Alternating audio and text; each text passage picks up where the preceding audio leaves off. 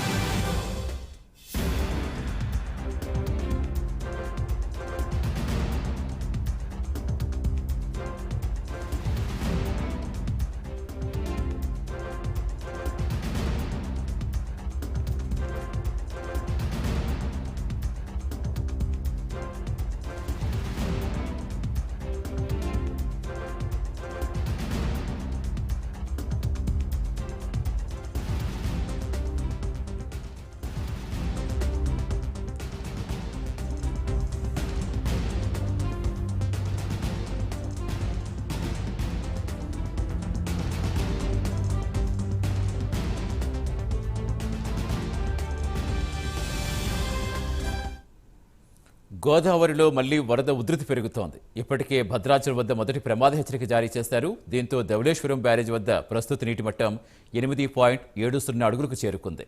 బ్యారేజీలో 175 గేట్లు ఎత్తి 6 లక్షల క్యూసెక్కుల వరద నీరు సముద్రంలోకి విడుదల చేస్తున్నారు. వరద తీవ్రత పెరగడంతో కోనసీమ జిల్లాలో వశిష్ట, వాయనతేయ, గౌతమి నదులు పొంగి పొర్లుతున్నాయి. పూర్తి సమాచారం ఇచ్చేందుకు మా కరెస్పాండెంట్ శ్రీరామూర్తి జాయిన్ అవుతున్నారు. శ్రీరామూర్తి, ప్రస్తుతం ఎలా ఉంది అక్కడ పరిస్థితి? ఇంకా కృష్ణానది వరదలు మర్చిపోకముందు మళ్ళీ గోదావరికి వరద ప్రవాహంతో లోతట్టు ప్రాంత ప్రజలను ఏ విధంగా అప్రమత్తం చేస్తున్నారు? ముందుగా ఎలాంటి అలర్ట్ తీసుకుంటున్నారు అధికారులు? సతీష్, భారీ వర్షాలు, వాయుగుండం తోటి మొత్తం బంగాళాఖాతంలో ఏర్పడిన వాయుగుండం వల్ల కురిసిన భారీ వర్షాలకి గోదావరి పరివాహక ప్రాంతం, మరోవైపు ఏలేరు, ఇట్లా వరద తోటి మొత్తం ఉమ్మడి తూర్పుగోదావరి జిల్లా అంతా అతలాకుతలం అవుతున్న పరిస్థితి ఉంది. ప్రస్తుతం భద్రాచలం దగ్గర మూడోసారి వరద ప్రమాదం పొంచి ఉంది. ఇప్పుడు యాగంగా వరద నీటి మట్టం పెరుగుతుంది. భద్రాచలంలో మొదటి ప్రమాద హెచ్చరిక దాటి 45 అడుగుల నీటి మట్టం కొనసాగుతున్న నేపథ్యంలో దిగువన చూసినట్లయితే ధవళేశ్వరం బ్యారేజ్ వద్ద ఇప్పుడు 9.3 అడుగులకి నీటి మట్టం చేరుకుంది. దాదాపుగా 7 లక్షల క్యూసెక్కుల నీరు దిగువకు విడుదలవుతుంది. దీంతో కోనసీమలోని లంక గ్రామాలకి మళ్ళీ వరద భయం పట్టుకుంది. వశిష్ట, వాయనతేయ, గౌతమి నదుల మధ్య చాలా ప్రమాదకరంగా పరిస్థితులు ఉంటాయని చెప్పి ఇప్పటికే జిల్లా కలెక్టర్, కోనసీమ జిల్లా కలెక్టర్ మహేష్ కుమార్ లంక గ్రామాల ప్రజలను అప్రమత్తం చేశారు. ప్రజలందరూ జాగ్రత్తగా ఉండాలని చెప్పి కూడా ఆదేశాలు జారీ చేసిన పరిస్థితి. మరోవైపు ఎగువ ప్రాంతంలో చూసినట్టయితే భద్రాచలం దిగువన, అలాగే పోలవరం ప్రాజెక్టు ఎగువన సింతూరు ఐటీడీ ఏజెన్సీ పరిధిలో మొత్తం అంతా కూడా స్తంభించిపోయిన పరిస్థితి ఉంది. మొత్తం జలదిగ్బంధంలో 40 గ్రామాల వరకు చిక్కుకుపోయిన పరిస్థితి ఉంది. సబరి, సీలేరు, సబరి, డొంకరాయ్ ఇవన్నీ కూడా రిజర్వాయర్లన్నీ కూడా పొంగి ప్రవహిస్తున్నాయి. సింతూరు వద్ద సబరి నది ప్రస్తుతం 44 అడుగులు దాటి ప్రవహిస్తుంది. ఇది కోనవరం దగ్గర కలిసే ప్రాంతంలో చాలా ఉధృతంగా వరద పరిస్థితి ఉంది. ఈ నేపథ్యంలో సింతూరులోని విఆర్పురం మధ్య రాకపోకలు పూర్తిగా నిలిచిపోయి చాలా మంది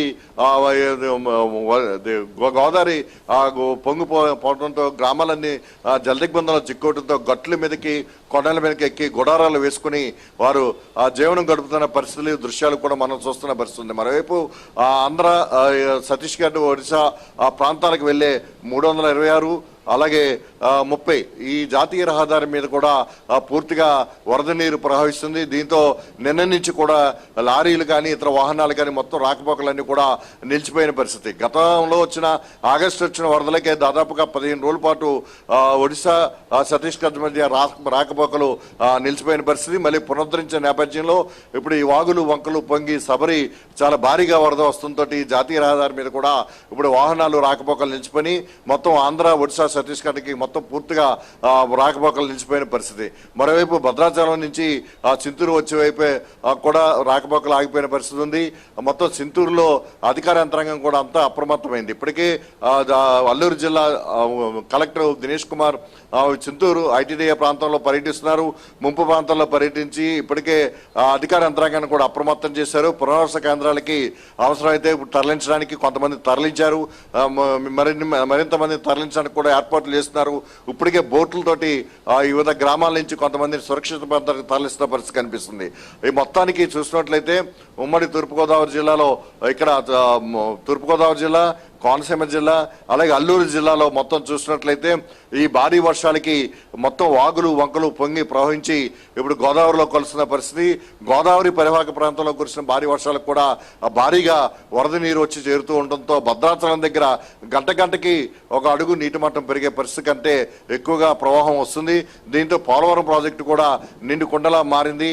ఇక్కడ గండి పోచమ్మ ఆలయం కూడా అప్పుడే నీట మునిగిన పరిస్థితి ఉంది. ఇక్కడ నుంచి దిగువకి ఇప్పుడు ప్రస్తుతం 9 లక్షల కూచెక్కల నీరు పోలవరం బ్యారేజ్ నుంచి దిగువకి విడుదలవుతుంది. దీంతో ధవళేశ్వరం బ్యారేజ్ దగ్గర సిచ్యువేషన్ చూసినట్టయితే 7 లక్షల కూచెక్కలకి నీరు చేరింది. మొత్తం 175 గేట్లను పూర్తిగా ఎత్తు ఉంచారు. ఆ దిగువకి సముద్రంలోకి వెళ్లే మధ్యలో గల కోనసీమలోని వశిష్ట వైంతయాల గౌతమి నదుల మధ్య ఉన్న లంక గ్రామాలు దాదాపుగా 60 నుంచి 70 లంక గ్రామాలు ఉన్నాయి. ఈనాటి కాజువేలిపైకి నీరు ఇప్పుడు ప్రవేశించే పరిస్థితి ఉంది. ఇది 3వసారి ఈ గోదావరి వల్ల కష్టాలు ఎదుర్కొనే పరిస్థితి ఇప్పుడు కోనసీమ లంక గ్రామాల ప్రజలు ఉంటే చింతూరు ఏజెన్సీలో ప్రజల బాధలు మాత్రం వర్ణనాతీతంగా ఉన్నాయి. ఇంకా సహాయక చర్యలు ముమ్మరం చేసే పరిస్థితి ఉంది. అయితే ఇప్పుడు ఫ్లాష్ ఫ్లడ్స్ వస్తాయని వాతావరణ శాఖ ఇప్పటికే హెచ్చరించింది. గోదావరి జిల్లాలకి ఆకస్మిక వరదలు, మెరుపు వరదలు వస్తాయని కూడా ప్రకటించిన నేపథ్యంలో నిన్న ఏలేరుకి అంటే అల్లూరు జిల్లాలో కురిసిన భారీ వర్షాలకి ఏలేరుకి ప్రాజెక్టుకి వరద జలాశయానికి బాగా పోటెత్తింది.